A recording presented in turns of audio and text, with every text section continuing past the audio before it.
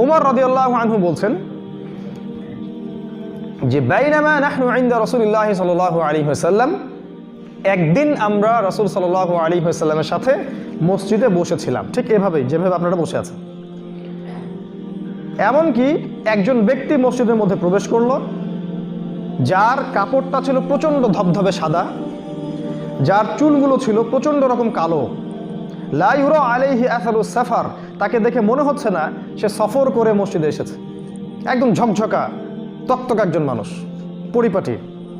সফর করে আসলে বোঝা যায় না একটা মানুষ সফর করে আসছে, কোনো চিহ্ন নাই। সে মসজিদে প্রবেশ করলো, হাত্তা জালাসা ইলা নবী সাল্লাল্লাহু আলাইহি ওয়াসাল্লাম, এমনকি সে নবী সাল্লাল্লাহু আলাইহি ওয়াসাল্লামের সামনে গিয়ে বসলো, তার হাঁটুর সাথে তার হাঁটুটাকে লাগিয়ে দিল। তাশাহুদে আমরা যেমন করে বসি ঠিক ওইভাবে। ওয়াদা কাফাইহি ইলা ফাখিজাইহি, এমনকি তার দুই হাতটা নবী সাল্লাল্লাহু আলাইহি ওয়াসাল্লামের উড়ুর উপরে রাখলো, রেখে বলল, ইয়া মুহাম্মদ, দরুদ পড়ব আমরা সাল্লাল্লাহু আলাইহি ওয়াসাল্লাম, আখবিরনি আনিল ইসলাম। প্রথম প্রশ্ন করছে, ইয়া মুহাম্মদ, হে মুহাম্মদ সাল্লাল্লাহু আলাইহি ওয়াসাল্লাম, আখবিরনি আনিল ইসলাম, আমাকে ইসলাম সম্পর্কে বলেন, ইসলামের সংজ্ঞা কি আমাকে সেটা বলেন। জানা উচিত না ইসলামের সংজ্ঞা কি? আমাদের এখনকার জেনারেশনকে জিজ্ঞাসা করবেন, ইসলামের বেসিক সংজ্ঞা বলতে পারবে না। সিরিয়াসলি বলছি, 10টা সূরা ধরেন বলতে পারবে না, 10টা হাদিস ধরেন বলতে পারবে না। সাহাবীদের নাম জিজ্ঞাসা করেন 10 জন, দেখেন বলতে পারে কিনা। নবীর 10 জন স্ত্রীর নাম জিজ্ঞাসা করেন, দেখেন বলতে পারে কিনা। আমাদের জেনারেশনকে এমন শিক্ষা ব্যবস্থায় পড়াশোনা করাচ্ছি আমরা, দিন শেষে এরা নামাজের ওযুর বেসিক জিনিসগুলো জানে না। এটা বাস্তবতা, জানা উচিত। একটু সামনে চলে আসেন, যারা ওখানে আছেন একটু সামনে চলে আসেন, পিছনে জায়গা হচ্ছে না। তো নবী সাল্লাল্লাহু আলাইহি ওয়াসাল্লামকে এই প্রশ্ন করা হলো, আখবিরনি আনিল ইসলাম, হে মুহাম্মদ সাল্লাল্লাহু আলাইহি ওয়াসাল্লাম, আমাকে বলুন ইসলাম কাকে বলে। এবার আমাদের নবী সাল্লাল্লাহু আলাইহি ওয়াসাল্লাম তিনি সংজ্ঞা দিচ্ছেন, তিনি বলছেন, আল ইসলাম, খুব ভালো করে শুনুন, আল ইসলাম, ইসলাম হচ্ছে, ইসলাম রিলিজনটা বা জীবন ব্যবস্থাটা হচ্ছে আনতা আবুদাল্লাহা, আনতাশহাদা আল্লা ইলাহা ইল্লাল্লাহ, তুমি প্রথমত সাক্ষী দিবে আল্লাহ ছাড়া ইবাদত পাওয়ার যোগ্য কোনো ইলাহ নাই, ওয়া আন্না মুহাম্মাদান রাসূলুল্লাহ, এবং মুহাম্মদ সাল্লাল্লাহু আলাইহি ওয়াসাল্লাম আল্লাহর প্রেরিত রাসূল, এটা প্রথমে সাক্ষী দিবে। ওয়া তুকিমাস সালাহ, এরপরে তুমি 5 ওয়াক্ত সালাত কায়েম করবে। ওয়া তুতিয়াজ যাকাহ, এরপরে তোমার সামর্থ্য যখন হবে তুমি যাকাত আদায় করবে। ওয়া তাসুমা রমাদান, এবং রমজান মাস যখন আসবে তখন তুমি সাওম পালন করবে। ওয়া তাহুজ্জাল বাইতা ইন ইসতাতা'তা ইলাইহি সাবিলা, তোমার যদি সক্ষমতা থাকে তুমি আল্লাহর সন্তুষ্টির জন্য বাইতুল্লাহে হজ করবে। এই হলো ইসলাম, 5টা বিষয়। 1 নাম্বার, আল্লাহর সাথে শিরক করবে না এবং মুহাম্মদ সাল্লাল্লাহু আলাইহি ওয়াসাল্লামকে রাসূল হিসেবে স্বীকার করবে। এর অর্থ কি? এর অর্থ হচ্ছে আপনি আমি আমাদের জীবনের কোনো ক্ষেত্রেই আল্লাহর সাথে শিরক করতে পারবো না। আমরা আল্লাহ ছাড়া কারো ইবাদত করতে পারবো না, আল্লাহ ছাড়া কাউকে সেজদা করতে পারবো না, আল্লাহ ছাড়া কারো জন্য নজর মানত করতে পারবো না, আল্লাহ ছাড়া কাউকে মাধ্যম ওসিলা ধরতে পারবো না, আল্লাহ ছাড়া কারো বিধান আইন শাসনকে বাস্তবায়নও করতে পারবো না। আল্লাহর হালালকে হালাল জানতে হবে, আল্লাহর হারামকে হারাম জানতে হবে। আল্লাহর হারামকে হালাল করা যাবে না, আল্লাহর হালালকে হারামও করা যাবে না। এক কথায় ইবাদতে, বিশ্বাসে, চিন্তায়, চেতনায়, কথায়, কাজে আল্লাহ সুবহানাহু ওয়া তাআলার তাওহীদ প্রতিষ্ঠা করতে হবে। এর নাম হচ্ছে লা ইলাহা ইল্লাল্লাহ।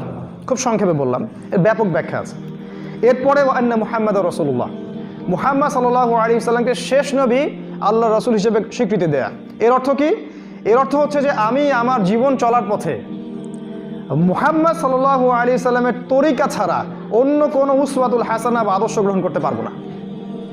ইবাদত করতে হবে রাসূলের তরিকায়, ব্যবসা করবেন রাসূলের তরিকায়, চাকরি করবেন রাসূলের তরিকায়, সমাজ চালাবেন রাসূলের তরিকায়, রাষ্ট্র চালাবেন রাসূলের তরিকায়, অর্থনীতি চালাবেন রাসূলের তরিকায়, প্রতিটা কাজ জিকির আজকার করবেন রাসূলের তরিকায়, হজ করবেন তার তরিকায়, নামাজ পড়বেন তার তরিকায়। প্রতিটা কাজ রাসূল সাল্লাল্লাহু আলাইহি ওয়াসাল্লামের হুবাহু অনুকরণ করার নাম মুহাম্মাদুর রাসূলুল্লাহ সাল্লাল্লাহু আলাইহি ওয়াসাল্লাম। এর বাইরে গেলেই আপনি আপনার মুহাম্মাদুর রাসূলুল্লাহকে কেটে ফেললেন। হ্যাঁ, যদি কোনো ব্যক্তির কথা, যদি কোনো ব্যক্তির কাজ মুহাম্মদ সাল্লাল্লাহু আলাইহি ওয়াসাল্লামের কথা এবং কাজের সাথে মিলে যায়, সেটাকে গ্রহণ করতে আমাদের কোনো আপত্তি নাই। কিন্তু কোনো ব্যক্তি সে যত বড়ই বিশ্বনেতা হোক আর রাষ্ট্রনেতা হোক না কেন, কারো কথা কাজ যদি মুহাম্মদ সাল্লাল্লাহু আলাইহি ওয়াসাল্লামের কথা কাজের সাথে না মিলে, এটা ছুঁড়ে ফেলে দেয়া আমার জন্য ওয়াজিব। ওটাকে ডাস্টবিনে ছুঁড়ে ফেলে দেয়া আমার জন্য ওয়াজিব। ওটা কোশ্চিনকাল আমরা মানতে পারবো না। এই হলো লা ইলাহা ইল্লাল্লাহ মুহাম্মাদুন রাসূলুল্লাহ। তারপরে কি বলেছেন নবী সাল্লাল্লাহু আলাইহি ওয়াসাল্লাম? ওয়া তুকিমাস সালাহ, 5 ওয়াক্ত সালাত আদায় করবে, জামায়াতের সাথে 5 ওয়াক্ত সালাহ আদায় করবে, ইনক্লুডিং ফজর এবং এশা, শুধু জোহর আসর মাগরিব নয়, ফজর এশা সহ 5 ওয়াক্ত সালাত মসজিদে পুরুষদের জন্য জামায়াতে আদায় করতে হবে। আর সালাত ওই 4G 5G স্পিডে পড়া যাবে না। সালাতের মতোই পড়তে হবে, ধীর স্থিরভাবে নবীর তরিকায়, শান্তিতে, প্রশান্তির সাথে। এবং সালাতে নিজের সমস্ত আবেগ, চাওয়া পাওয়া ঢেলে দিতে হবে। সালাত নবী সাল্লাল্লাহু আলাইহি ওয়াসাল্লামের জীবনের শেষের দিকে যখন তিনি ইন্তেকাল করছেন, তার আগে তিনি বলছিলেন আস-সালাত আস-সালাত, সালাতের ব্যাপারে খেয়াল রেখো, সালাতের ব্যাপারে খেয়াল রেখো। ওয়া মা মালাকাত আইমানিকুম, তোমাদের হাতে, তোমাদের আন্ডারে যে নিসা মহিলারা আছেন তাদের ব্যাপারে খেয়াল রেখো। শেষ ওসিয়ত সালাত আস-সালাত।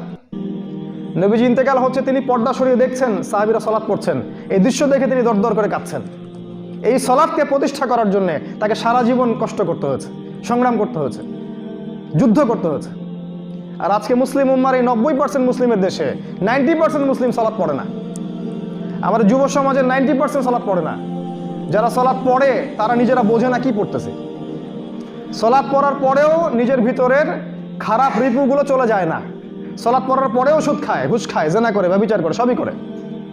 তার মানে সালাত আপনাকে অন্যায় থেকে দূরে রাখতে পারছে না। কিন্তু আল্লাহ পাক কি বলেছিলেন? ইন্না সালাহ তানহা আনিল ফাহশাই ওয়াল মুনকার, নিশ্চয়ই সালাত আপনাকে সমস্ত পাপাচার থেকে দূরে রাখবে। ওই সালাত হচ্ছে না বিধায় পাপাচার থেকে দূরে থাকতে পারছি না। তারপরে নবীজি বলেছেন ওয়া তুতিয়া যাকাত, যাকাত আদায় করবে। আমাদের ইকোনমিক সিস্টেমটা ছিল যাকাত ভিত্তিক, এটাকে সরিয়ে করা হয়েছে সুদ ভিত্তিক। ইসলামিক ইকোনমিক্স হচ্ছে যাকাতের উপরে এবং ব্যবসার উপরে, এটাকে সরিয়ে দিয়ে করা হয়েছে সুদের উপরে। যদি বাংলাদেশের এই রাঘব বোয়ালদের কাছ থেকে আপনি যাকাত তুলতে পারতেন, তাহলে বাংলাদেশে কোনো দরিদ্র মানুষ থাকতো না ইনশাআল্লাহ। যদি এই করাপ্টেড লোকজন যারা মানুষের রক্ত চুষে কোটি কোটি টাকা আত্মসাৎ করেছে, এদের খালি জাকাতটা, এদের জাকাত নেওয়া যাবে কিনা সেটাও একটা মাসালা, ওটা আমি পরে আসছি, আমি হিসাবের কথা বলছি। নিতে যদি পারতেন তাহলে দেখতেন বাংলাদেশে দরিদ্র লোক বলে, বেকার বলে কেউ থাকতো না। জাকাত নাই, জাকাতের কোনো সুন্নাহ নাই, জাকাত রাষ্ট্রীয়ভাবে কালেকশন করা হচ্ছে না, সাংগঠনিকভাবে হচ্ছে না, এবং আমাদের যে ধর্মীয় যে বড় বড় অ্যাসোসিয়েশনগুলো আছে এগুলো থেকেও একটা বাইতুল মাল কেন্দ্রিক জাকাত ভিত্তিক অর্থ ব্যবস্থা চালু করা হচ্ছে না। কিভাবে আমরা রিবাকে সরাবো? কেমন করে আমরা আল্লাহর পক্ষে যুদ্ধ করব? অতএব এই জাকাত ভিত্তিক অর্থনীতি চালু করতে হবে। এটা হবে মুসলিমদের অন্যতম একটা বড় চ্যালেঞ্জ। এটা করতে না পারলে আমাদের অর্থনীতি শক্তিশালী হবে না। আর আমাদের অর্থনীতি শক্তিশালী না হলে আপনি হারানো খিলাফা ফিরে পাবেন না। আপনি সেই হারানো গৌরব, সেই খিলাফা, সেই ক্ষমতা, সেই দাপট, সেই শৌর্যবীর্য আপনি পাবেন না। যখন খাবারের জন্য আমরা পশ্চিমাদের মুখাপেক্ষী, তখন আপনি আপনার জায়গায় খিলাফা কায়েম করতে পারবেন না। ফি সাবিলিল্লাহ আপনি দাওয়াত ও জিহাদে অনেক বেগ পেতে হবে আপনাকে। ইকোনমিক বেস শক্ত করতে হলে জাকাত দরকার আছে। তারপর নবীজি বলেছেন ওয়া তাসুমা রমাদান, রমাদান মাস আসলে সওম পালন করবে। রমাদানের সওম এমনভাবে পালন করতে হবে যেন এই সওম আমাদেরকে যাবতীয় পাপাচার থেকে দূরে রাখে। সওম মানে খালি না খেয়ে থাকা নয়, সওম মানে হচ্ছে আল্লাহর নিষেধ করা প্রতিটা বিষয়কে ছেড়ে দেয়া, এর নাম সওম। কেউ যদি রোজা রেখে মিথ্যা কথা বলে, ঘুষ খায়, সুদ খায়, দুর্নীতি করে, এ রোজা কেটে গেছে, এ রোজা নাই, ও পেট শুকা থেকে লাভ নাই, এ রোজার কোনো গুরুত্বই না আল্লাহর কাছে। এরপরে নবীজি বলেছেন রমাদান কেন্দ্রিক, ইনশাল্লাহ আমরা পরে কথা বলবো, সামনে রমাদান কেন্দ্রিক খুতবা আসবে ইনশাল্লাহ। নবীজি বলেছেন হজ করবে যদি সামর্থ্য থাকে, যদি সামর্থ্য থাকে আপনি হজ করবেন। এই 5টা বেসকে বলা হয়েছে ইসলাম। কতজন মানুষ এই 5টা বেস আমরা ফলো করার চেষ্টা করছি বলুন? এটা বুনিয়াদি একটা বিষয়, শেষের কথা। এরপরে এই ব্যক্তি, যে ব্যক্তি প্রশ্ন করছে, সেই ব্যক্তি বলছে ইয়া মুহাম্মদ, হে মুহাম্মদ সাল্লাল্লাহু আলাইহি ওয়াসাল্লাম, আখবিরনি আনিল ঈমান, আমাকে ঈমান সম্পর্কে বলুন। এবার নবী সাল্লাল্লাহু আলাইহি ওয়াসাল্লাম বলছেন, ঈমানের সংজ্ঞা দিচ্ছেন। আর ঈমান হচ্ছে আন তুমিনা বিল্লাহ, তুমি বিশ্বাস করবে আল্লাহর প্রতি, ওয়া মালাইকাতিহি, তার ফেরেশতাগণের প্রতি, ওয়া কুতুবিহি তার আসমানি কিতাব সমূহের প্রতি, ওয়া রুসুলিহি তার সমস্ত নবী রসুলের প্রতি, ওয়াল ইয়াউমিল আখির পরকালের জীবনের প্রতি, ওয়াল কদরি খায়রিহি ওয়া শাররিহি তাকদীরের ভালো এবং মন্দের প্রতি। এই 6টা পিলারের উপর তুমি বিশ্বাস স্থাপন করবে, এর নাম হচ্ছে ঈমান। আবার বলছি, 1 আল্লাহর প্রতি, 2 ফেরেশতা মণ্ডলীর প্রতি, 3 আসমানি কিতাব সমূহের প্রতি, 4 নাম্বার সমস্ত নবী রসুলগণের প্রতি, 5 নাম্বার পরকালের জীবনের প্রতি এবং 6 নাম্বার ভাগ্যের ভালো মন্দের প্রতি। এই 6টা বিষয়ের উপরে আপনাকে আমাকে 3টা কাজ করতে হবে। একটা হচ্ছে প্রথমত মনে বিশ্বাস করতে হবে, তারপরে মুখে স্বীকার করতে হবে, তারপরে কাজেও বাস্তবায়ন করতে হবে। এই 3টা জিনিস একত্রিত হলে সে ব্যক্তি পরিপূর্ণ মুমিন। আর যদি শুধু মনে বিশ্বাস করে, কোনো কাজ নাই, একে বলা হয় ফাসিক জালেম। কোনো কাজ নাই, কোনো আমল নাই, কিন্তু মনে বিশ্বাস করে। আর যদি আপনি মনেও বিশ্বাস না করেন কিন্তু বাহ্যিকভাবে প্রকাশ করেন যে হ্যাঁ আমি মনে বিশ্বাস করেছি, তাহলে একে বলা হয় মুনাফিক। আর যদি কেউ মনেও বিশ্বাস না করে, স্বীকারও না করে, আমলও না করে, তাকে বলা হয় কাফের। এই হলো আসলে ক্লাসিফিকেশন। এই হলো ঈমানের 6টা পিলার, যার উপরে আমাদেরকে বিশ্বাস করতে হবে, কাজেও বাস্তবায়ন করতে হবে এবং মুখে স্বীকারও করতে হবে। একটু খেয়াল করে দেখেন, ঈমানের এই 6টা বিষয় হচ্ছে অদৃশ্য বিশ্বাস, তাই নয় কি? এই 6টা বিষয়কে আপনি পরীক্ষা, যুক্তি, দর্শন, বিজ্ঞান দিয়ে প্রমাণ করতে পারবেন না। পারবেন কি? আপনি কি ল্যাবরেটরিতে বসে আল্লাহকে প্রমাণ করতে পারবেন? ফেরেশতাদের অস্তিত্বকে প্রমাণ করতে পারবেন? হ্যাঁ, ল্যাবে বসে আপনি এলিয়েন প্রমাণ করতে পারবেন, যেটা এখন ওরা করছে। ভিন গ্রহে এলিয়েন আছে, কিন্তু ল্যাবের ওই পরীক্ষাগারের লোকজন এটা বলছে না যে হ্যাঁ ফেরেশতা থাকতে পারে আসমানে। তার এই কথা কখনো বলবে না, কারণ তারা হচ্ছে গডলেস সোসাইটি, আল্লাহীন একটা সভ্যতা। এই যে কুতুবিহি রুসুলিহি ওয়াল ইয়াউমিল আখির, এই যে মৃত্যুর পরের জীবন, কবর, জান্নাত, জাহান্নাম, মিজান, ফুলসিরাত, এগুলোকে কি বিজ্ঞান, যুক্তি, দর্শন দিয়ে প্রমাণ করতে পারবেন? আপনার আমার এই শিক্ষা ব্যবস্থা আপনাকে শিখিয়েছে যে বিজ্ঞান, যুক্তি, দর্শন দিয়ে পরীক্ষা নিরীক্ষা, পর্যবেক্ষণের মাধ্যমে যে জ্ঞানটা অর্জন করা যায় সেটাই প্রকৃত জ্ঞান। আর যদি যুক্তি, দর্শন, বিজ্ঞানে কোনো কিছু প্রমাণ না করা যায়, সেটার কোনো অস্তিত্ব নাই। এই হলো ওদের সভ্যতা, ওদের চিন্তা আর আমাদের চিন্তার মধ্যে পার্থক্য। আর আল্লাহ পাক এখানে বলছেন আল্লাযীনা ইউমিনুনা বিল গায়ব যালিকাল কিতাব লা রাইবা ফীহি হুদাল লিল মুত্তাকিন আল্লাযীনা ইউমিনুনা বিল গায়ব। এই বই তাদের জন্য হেদায়েত যারা মুত্তাকি, আর মুত্তাকি তারা যারা গায়েবে বিশ্বাস করে। এই ঈমানের 6টা পিলারই গায়েবে বিশ্বাস। এটাকে আপনি বিজ্ঞান, যুক্তি, দর্শন দিয়ে প্রমাণ করতে পারবেন না, কারণ ওই জ্ঞান, ওই যুক্তি, ওই দর্শন আল্লাহ আপনাকে দিয়ে পাঠান নাই। এখন আপনি আমি যদি ওদের কনসেপ্ট অফ ভিউ ফলো করি, তাহলে কাফের হয়ে মরতে হবে। এখানে একটা বিষয় হচ্ছে, মুসলিম সমাজের মধ্যে এই চেতনাটা এখন ঢুকে গেছে। তার ইসলামের বিষয়গুলো পালন করতে গিয়ে যুক্তি খোঁজে, দর্শন খোঁজে, বৈজ্ঞানিক ব্যাখ্যা খোঁজে। কি বৈজ্ঞানিক ব্যাখ্যা দিবেন আপনি? রাসূলুল্লাহ সাল্লাল্লাহু আলাইহি ওয়াসাল্লাম সামনে খাবার আনা হচ্ছে, তিনি দোয়া করছেন এবং খাবার বৃদ্ধি পাচ্ছে। কিভাবে আপনি বৈজ্ঞানিক ব্যাখ্যা দিবেন? এখানে রাসূল সাল্লাল্লাহু আলাইহি ওয়াসাল্লাম বদরের যুদ্ধ করছেন, আল্লাহ পাক ফেরেশতা পাঠিয়ে নবীকে সাহায্য করছেন, এর কি ব্যাখ্যা দিবেন আপনি? উহুদের যুদ্ধের দিন নবী সাল্লাল্লাহু আলাইহি ওয়াসাল্লামকে আঘাত করা হচ্ছে, তার ডানে বামে জিবরাইল এবং মিকাইল দুজন যুদ্ধ করছে, এর আপনি কি ব্যাখ্যা দিবেন? নবীজি হাতের মধ্যে ধুলো নিচ্ছেন, নিয়ে আল্লাহর নামে ছুটছেন, ধুলোর কণাগুলো কাফেরদের চোখে ঢুকে যাচ্ছে, এর কি ব্যাখ্যা দিবেন? নবীজি মাটির মানুষ, আকাশ ভেদ করে মহাকাশে চলে গেলেন, আল্লাহর সাথে দেখা করে আবার চলে আসলেন, এর কি ব্যাখ্যা দিবেন আপনি? অতএব ইসলামের প্রতিটা বিষয় যুক্তি দিয়ে মানবো, বিজ্ঞান দিয়ে মানবো আর দর্শন দিয়ে মানবো, এই চিন্তা ভুলে যান। ওই চিন্তা করতে গেলে আপনার দাড়ি টুপি থাকা সত্ত্বেও কাফের হয়ে কবরে যাওয়া লাগবে, কোনো সন্দেহ নাই। অতএব ওই চিন্তাবাদ, এটা ওদের কনসেপ্ট, পশ্চিমাদের কনসেপ্ট। ওরা এগুলো বিশ্বাস করে বিধায় ওরা আল্লাহকে বিশ্বাস করে না, যেহেতু আল্লাহকে দেখা যায় না, এই জন্য ওদের কাছে রিলিজিয়নের কোনো ভ্যালু নাই। ওটা একটা গডলেস সোসাইটি। এবং এখন ওই সোসাইটির যত আদর্শ সব মুসলিম বিশ্বে চাপিয়ে দেওয়া হয়েছে। ওদের ব্যাংকিং সিস্টেম সব জায়গায় চলছে, ওদের পলিটিক্যাল সিস্টেম সব জায়গায় চলছে, ওদের আদর্শ, ওদের সংস্কৃতি, ওদের মিডিয়া, ওদের প্রযুক্তি সমস্ত জায়গায় চলছে। আর আমরা এগুলো গিলছি, এরা দাজ্জালের ফলোয়ার, এরাই শেষ জামানের দাজ্জালকে ফলো করবে, দেখবেন। এখানে নবীজি বলেছেন ঈমানের পিলারগুলো কি। আমরা এখানে মনে বিশ্বাস করতে হবে, মুখে স্বীকার এবং কাজে বাস্তবায়ন। কাজে বাস্তবায়ন না থাকলে খালি মুখের স্বীকৃতি দিয়ে কোনো লাভ নাই। ঈমান আমার আছে, আমি নামাজ যদিও পড়ি না, এইসব কনসেপ্টের কোনো দাম নাই।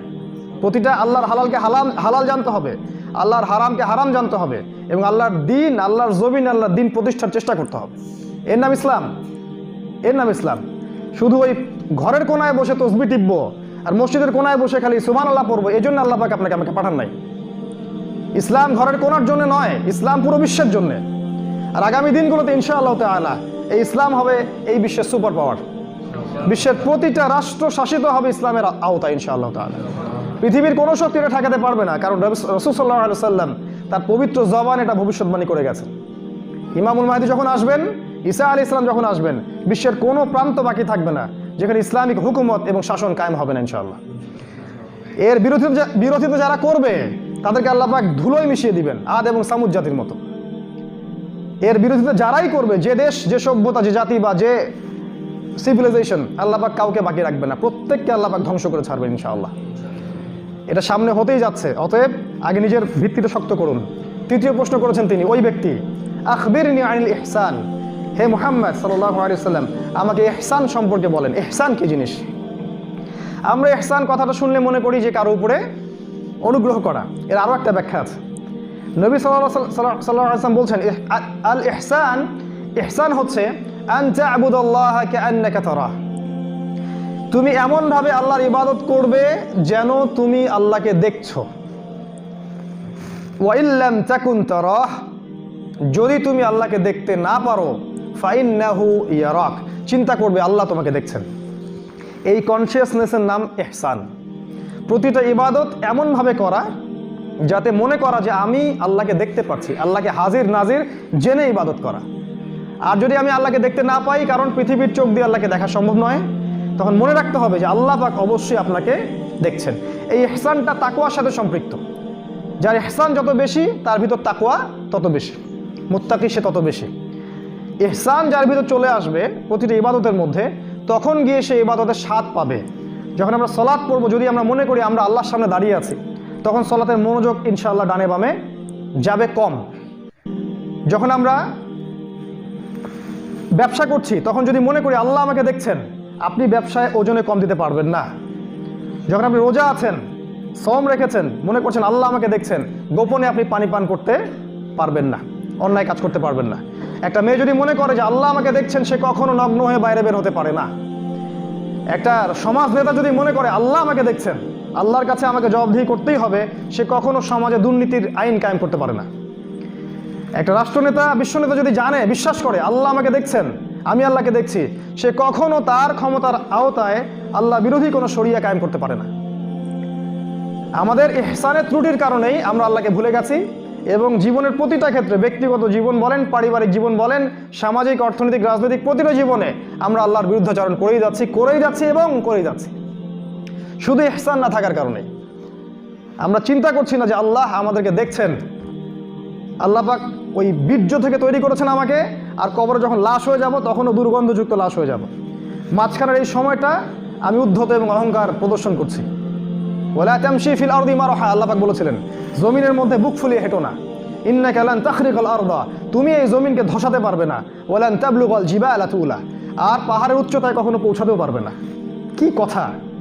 জমিনে অহংকার করে হেঁটো না বুক ফুলিয়ে, কারণ তুমি এই জমিনটাকে ধসাতে পারবে না, আর তুমি পাহাড়ের উচ্চতায় কখনো পৌঁছাতে পারবে না। সূরা বনী ইসরাঈল পড়ে দেখেন।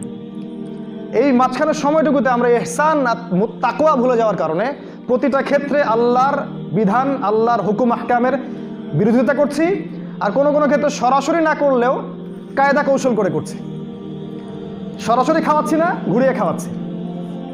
শোনেন, আল্লাহ পাক আপনার মনের কথা জানেন, আপনি কোন কাজ কোন উদ্দেশ্যে করছেন আল্লাহ পাক জানেন, এবং কোনো সন্দেহ নাই যে ব্যক্তি তার দিনের বিরোধিতা করবে, আল্লাহর দিনের বিরোধিতা করবে, দিনকে ডমিনেট করার চেষ্টা করবে, দিনকে ধ্বংস করার চেষ্টা করবে, এবং দিনের বিরুদ্ধাচারণ করে অন্য সংস্কৃতি, অন্য আদর্শকে প্রতিষ্ঠা করার চেষ্টা করবে, কোনো সন্দেহ নেই আল্লাহ পাক এদের শিকড়টা উপরে ফেলে দিবেন ইনশাআল্লাহ। এটা আল্লাহর দায়িত্ব। এটা আমরা, কোনো ব্যক্তি যদি নাও করে, এটা আল্লাহ নিজেই করবেন ইনশাআল্লাহ। সূরা তওবা পড়ে দেখেন, আল্লাহ বলেছেন তারা কি দুইটা শাস্তির একটার জন্য অপেক্ষা করছে?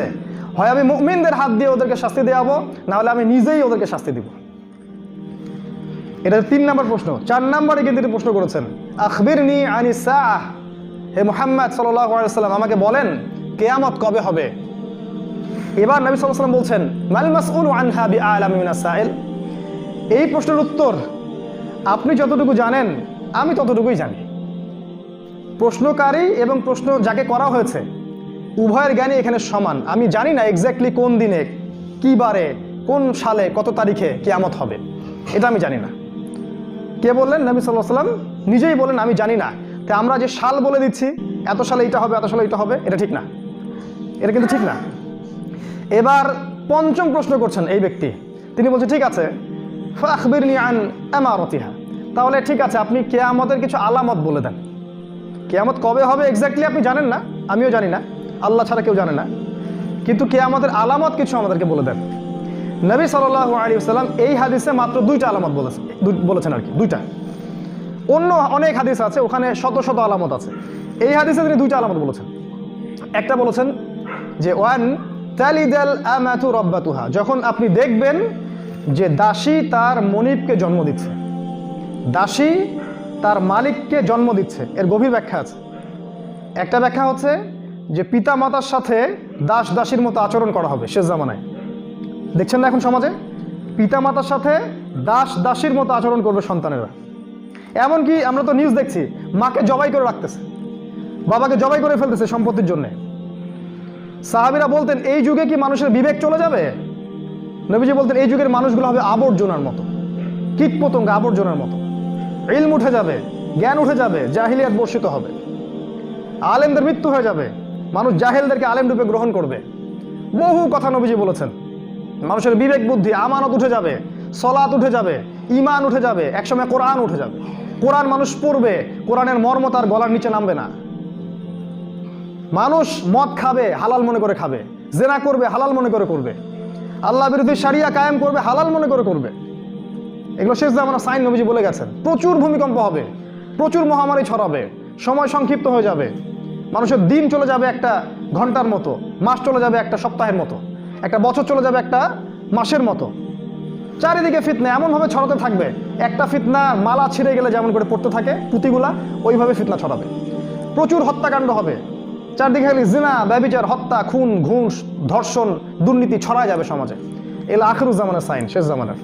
এই হাদিসে নবীজি বলেছেন যে দাসী তার মনিবকে জন্ম দিবে। এর আরেকটা ব্যাখ্যা হচ্ছে যে মেয়েদের অবস্থা এমন হবে, মেয়েদের এমন একটা অবস্থা হবে যে মেয়েরা সন্তান জন্ম দেওয়ার সময় পাবে না। পরিবারে মেয়েরা এত ব্যস্ত হয়ে যাবে এই কেরিয়ার, স্ট্যাটাস, চাকরি বাকরি এসবের কারণে, যে মেয়েরা সন্তান ধারণ করার মতো সময় পাবে না। তখন কি হবে? তখন ভাড়া করে মেয়েদেরকে হায়ার করতে হবে, ওই সিঙ্গাপুরের মতো, সৌদি আরবের মতো, অন্য কান্ট্রিগুলোর মতো। ওরা নিম্নবিত্ত দেশগুলো থেকে মেয়েদেরকে হায়ার করে, 10 মাসের জন্য ওর গর্ভটা কিনে নেয় এবং ওই গর্ভের মধ্যে স্পার্ম, বীর্য ওখানে পুশ করার পরে ওখানে কৃত্রিমভাবে বাচ্চা উৎপন্ন হয়। সেই বাচ্চা 9 মাস ওর গর্ভে থাকে। তারপরে এই মেয়েটা বাচ্চা খালাস করে, এই মেয়েকে তার পারিশ্রমিক বুঝিয়ে দেওয়া হয়, তাকে পারিশ্রমিক দিয়ে দেওয়া হয়, সে চলে যায়। আর যে বাচ্চাটা রেখে গেল, এই বাচ্চা কার? এই বাচ্চা মনিবের বাচ্চা, এই যে মালিকের বাচ্চা দাসী প্রসব করলো। গভীর ব্যাখ্যা, এটা এত সহজে বুঝবেন না পড়াশোনা না করলে। এটা বাদ দেন, আরেকটা আলামত নবীজি বলেছেন যে এটা শোনেন, ওয়ান তারাল হুফাতাল উরাতাল আলাতা রিয়া আশ-শাইয়াতা তাওয়ালুনা ফিল বুনিয়ান। নবীজি বলেছেন কিয়ামতের একটা বড় নিদর্শন হচ্ছে যে যখন আপনি দেখবেন সমাজের সবচেয়ে নিম্ন শ্রেণীর মানুষ, যাদের পায়ে জুতা ছিল না, পরনে কাপড় ছিল না, রাখাল, ওই যে মেষপালক রাখালের মতো, এই শ্রেণীর মানুষ উঁচু উঁচু বিল্ডিং নির্মাণের প্রতিযোগিতা করবে। ফান্তাজিরুস সাআ, কিয়ামতের অপেক্ষা করেন তখন। বুঝতে পারছেন? এখন বিগত 50 বছরে এই বিশ্বের অবস্থা দেখেন, দেশের অবস্থা দেখেন। এক সময় এত বিল্ডিং ছিল না, এখন আপনি যেখানে যাবেন, ঢাকা শহরে যাবেন দেখবেন এটা কিয়ামতের শহর, বড় বড় শহরগুলোতে যাবেন দেখবেন কিয়ামতের শহর, বড় বড় যে রাষ্ট্রগুলো আছে এগুলোতে যাবেন, সফর করবেন, দেখবেন কিয়ামত আপনার সামনে। যাদের কাছে আগে খাবার টাকা ছিল না, পায়ে স্যান্ডেল পরার টাকা ছিল না, এরা এখন ইয়াতাতাওয়ালুনা ফিল বুনিয়ান, এরা উঁচু উঁচু বিল্ডিং নির্মাণের প্রতিযোগিতা করবে। তোমারটা 10 তলা, আমারটা 20 তলা, তোমারটা 100 তলা, আমারটা 200 তলা। দেখেন ভালো করে, আরব বিশ্বের দিকে তাকায় দেখেন, বিশ্বের বড় বড় দেশগুলোর দিকে তাকায় দেখেন, একদম কিয়ামত আপনার হাতের ডগায় চলে আসছে। সবচেয়ে শেষ হাদিসে নবীজি এই আলামতটা বলে গেছেন। তার মানে যখন এই আলামত দেখা যাবে তখন আর কিয়ামতের জন্য এত অপেক্ষা করার সুযোগ নাই, সময় কম। এটা নবী সাল্লাল্লাহু আলাইহি ওয়াসাল্লাম বলেছেন। এটা কিভাবে সম্ভব? উত্তর হচ্ছে এটা ওই যে প্রথমে বললাম, আরেকটা ওহী এসেছিল রিবা, সুদ, ওই সুদের মধ্য দিয়েই কেবল সম্ভব। সমাজের নিম্ন শ্রেণীর মানুষ বিল্ডিং নির্মাণের প্রতিযোগিতা করবে, অন্যভাবে সম্ভব না। সুদী লোন নিয়েই সম্ভব, অন্যভাবে সম্ভব না। আর এদের জন্য একটা সুসংবাদ দিচ্ছি, সেটা হচ্ছে যে আমাদের নবীজি বলেছেন কিয়ামতের আগে বাইনা ইয়াদাইস সাআ, কিয়ামতের আগে আগে মুতানুন শরীদ, বড় ব্যাপক মহামারী ছড়াবে। ওয়া বা'দাহু, এবং এই মহামারী যখন চলে যাবে তারপরে আসবে সানাওয়াতুজ জালাজিল। সানাওয়াতুজ জালাজিল, গতকালকে দেখলাম অস্ট্রেলিয়াতে 7.3 মাত্রা ভূমিকম্প হয়েছে। যখন মহামারীর সময়টা চলে যাবে তখন আসবে ভূমিকম্পের বছরগুলো। সানাওয়াত বহু বচন, জালাজিল ভূমিকম্প, বছর জুড়ে ভূমিকম্প চলতে থাকবে। এটা সামনে আসছে, এই মহামারীর সিজন চলে যাবে যখন, তারপরে দেখবেন ভূমিকম্প শুরু হবে। আর যারা এরকম হারাম টাকায় উঁচু উঁচু বিল্ডিং নির্মাণ করেছে, প্রত্যেকটা বিল্ডিং হয়ে যাবে একটা একটা কবরস্থান। দেখেন কি হয় সামনে। কিয়ামতের আলামতটা নবীজি এখানে কিছু বলে গেলেন, এছাড়া অন্য অন্য হাদিসে অনেক কিছু বলে গেছেন। মুসলিমদের অধঃপতন হবে, তাদের দিন থেকে তারা সরে আসবে, মুসলিমদের বিভক্তি সৃষ্টি হবে, আমাদের জীবনযাত্রার মান কমে যাবে, দুনিয়া নিয়ে আমরা ব্যস্ত থাকবো, আমরা আমাদের খেয়ানত করব, সালাত ছেড়ে দিব, অনেক কথা তিনি বলে গেছেন। মুসলিমদেরকে কচুকাটা করা হবে, কাফের মুশরিক জালেমরা মিলে মুসলিমদেরকে ঘিরে ফেলবে, এবং প্রতিটা রাষ্ট্রে দেখবেন মুসলিমদেরকে একদম নিরীহ পাখির মতো হত্যা করা হবে। এরপরে আসবে বড় যুদ্ধ, ওই যুদ্ধের পরে আসবে ইমামুল মাহদি, তারপরে আসবেন কনস্টান্টিনোপল বিজয়, তারপর আসবে দাজ্জাল মানুষের রূপে আত্মপ্রকাশ করবে, তারপরে আসবে ঈসা আলাইহিস সালাম, তারপরে খেলাফা। এগুলো সামনে আসতে যাচ্ছে, এই সময়টা আপনার জন্য অপেক্ষা করছে। এই যে হাদিসটা আমি বললাম, হাদিসে জিবরিল বলা হয় এটাকে। এবার এই ব্যক্তি যখন উঠে গেলেন, প্রশ্ন শেষ, উনি উঠে গেলেন, চলে গেলেন। এবার উমর রাদিয়াল্লাহু আনহু, যিনি হাদিসের রাবি, তিনি বলছেন ফালাবিস্তু মালিয়ান, আমি খুব চুপ করে বসে থাকলাম, খুব স্তব্ধ হয়ে গেলাম, আমরা সবাই ঠান্ডা হয়ে গেলাম। তারপরে রাসূল সাল্লাল্লাহু আলাইহি ওয়াসাল্লাম বললেন, জি ইয়া ওমর, হে ওমর, আতাদরি মানিস সাইল, তুমি কি জানো এই প্রশ্নকারী ব্যক্তি কে ছিল? এবার ওমর রাদিয়াল্লাহু আনহু বলছেন, ওয়াল আল্লাহু ওয়া রাসূলুহু আ'লাম, আল্লাহ এবং তার রাসূল ভালো জানেন। আদব, আল্লাহ এবং তার রাসূল ভালো জানেন। এবার তিনি বলছেন, ইন্নাহু জিবরিল, সে হচ্ছে জিবরাইল আলাইহিস সালাম, সুবহানাল্লাহ, আতাকুম ইউআল্লিমুকুম দীনাকুম, তিনি এসেছিলেন তোমাদেরকে তোমাদের দিন শেখাতে। নবী সাল্লাল্লাহু আলাইহি ওয়াসাল্লামের জীবনের শেষ দিকের হাদিস এটা, একদম শেষ দিকের। এইবার জিবরাইল আলাইহিস সালাম হিস্ট্রিতে প্রথমবার জনসমক্ষে মানুষের রূপ ধরে এসেছেন, এর আগে আসেন নাই। এটাই প্রথমবার, এটাই শেষবার। জনসমক্ষে তিনি মানুষের রূপ ধরে মসজিদে এসেছেন, সাহাবীদের সামনে রাসূলকে 4টা প্রশ্ন 5টা প্রশ্ন করেছেন, এবং এর মধ্য দিয়ে সাহাবীদেরকে দিন শিখিয়ে গেছেন। এরপরে আর জিবরাইল আলাইহিস সালাম কখনো ওহী নিয়ে আসবেন না। এই হাদিসটা আমাদের জন্য কত গুরুত্বপূর্ণ তাহলে। এখানে ইসলামের প্রত্যেকটা বুনিয়াদী বিষয় আছে। ইসলাম কাকে বলে, কি করলে ইসলাম টিকবে, কি করলে ইসলাম কেটে যাবে, শিরক কাকে বলে, সালাত, সওম, যাকাত, সব কিছু এখানে আছে। হজ, রমাদান, এখানে আছে ইমানের পিলারগুলা, কি করলে ইমান থাকবে, কি করলে ইমান থাকবে না, ইমানের পিলারগুলো কি কি। এরপর আছে ইহসান, ইসলাম আর ইমানের সাথে কিভাবে ইহসানের সাথে ইবাদত করব, আল্লাহকে পাবো। তারপরে আছে কিয়ামতের আলামত। তাহলে কিয়ামতের আলামত সম্পর্কে পড়াশোনা করা, এটা জানা, শেষ জামানাকে স্টাডি করা গুরুত্বপূর্ণ বিষয়। কারণ শেষ হাদিসে নবী সাল্লাল্লাহু আলাইহি ওয়াসাল্লামকে প্রশ্ন করা হয়েছে আলামাতুস সাআ সম্পর্কে, কিয়ামতের আলামত সম্পর্কে। আর আজকে আমরা মনে করি এটা নিয়ে স্টাডি করার দরকার নাই, এটা দেরি আছে, 1000-2000 বছর দেরি আছে। সাহাবীরা ওই 1400 বছর আগেই মসজিদে বসে কিয়ামতের আলামত নিয়ে আলোচনা করতেন। 1400 বছর আগে একবার নবীজি যাচ্ছেন, সাহাবীরা আলোচনা করছেন, নবীজি বলছেন তোমরা কি নিয়ে কথা বলছো? সাহাবীরা বললেন আমরা কিয়ামত নিয়ে কথা বলছিলাম, কবে হবে এই বিষয় নিয়ে। নবীজি বললেন 10টা আলামত না আসা পর্যন্ত কিয়ামত হবে না। তার মানে বোঝা যাচ্ছে সাহাবীরা পর্যন্ত কিয়ামতের আলামত নিয়ে আলোচনা করতেন, কথাবার্তা বলতেন। কি জন্যে? যাতে করে আমরা আলামতগুলো মেলাতে পারি এবং সতর্ক হতে পারি, নিজে সতর্ক হতে পারি, সমাজকে সতর্ক করতে পারি, উম্মাহকে সতর্ক করতে পারি, এবং আগামীর জন্য প্রস্তুতি গ্রহণ করতে পারি। এটাকে বেশি ভালো নয় যে আমরা যদি আগামী সম্পর্কে জানি সেভাবে প্রস্তুতি নিয়ে আগাবো, আর যদি আমি না জানি আগামীতে কি হতে যাচ্ছে, তাহলে আমি তো ফিতনায় পড়ে থাকবো, আমাকে বাঁচানোর কেউ থাকবে না। অতএব আর লম্বা করছি না, আসুন আমরা সবাই এই হাদিসে জিবরিলের যে শিক্ষাগুলো আজকে আমরা শিখলাম, ইসলাম কাকে বলে, ঈমান কাকে বলে, ইহসান কাকে বলে, কিয়ামত কবে হবে এবং এর আলামতগুলো কি কি, এগুলোকে নিয়ে বিস্তারিত পড়াশোনা করি, এবং আগামী দিনগুলোতে আমরা ইসলামের পতাকা বহন করার জন্য দৃঢ় প্রত্যয়ী হই ইনশাআল্লাহ। আল্লাহ পাক আমাদের সবাইকে তার দিনের জন্য কবুল করুন, পরিপূর্ণ ইসলাম পালন করার তৌফিক দান করুন, পরিপূর্ণ মুমিন হওয়ার তৌফিক দান করুন, ইহসানের সাথে আল্লাহর ইবাদত করার তৌফিক আল্লাহ পাক দান করুন, এবং কিয়ামতের সমস্ত আলামতগুলো নিয়ে পড়াশোনা করার তৌফিক দান করুন। সেই হিসাবে প্রস্তুতি গ্রহণ করে সামনের দিনগুলোর জন্য প্রিপারেশন নেওয়ার, এবং কিভাবে আমরা পথ চলবো সেই ট্র্যাকটাকে সুন্দর করে ফিক্স আপ করার তৌফিক আল্লাহ পাক আমাদের সবাইকে দান করুন, আল্লাহুম্মা আমিন। আকুলু কওলি হাযা আস্তাগফিরুল্লাহ লি ওয়া লাকুম ওয়া লিসাইরিল মুসলিমিন। বারাকাল্লাহু লানা ওয়া লাকুম বিল আয়াতিল হাকীম। ইন্নাহু তাআলা জাওয়াদুন কারীমুন বার রাউফুর রহিম। আসসালামু আলাইকুম।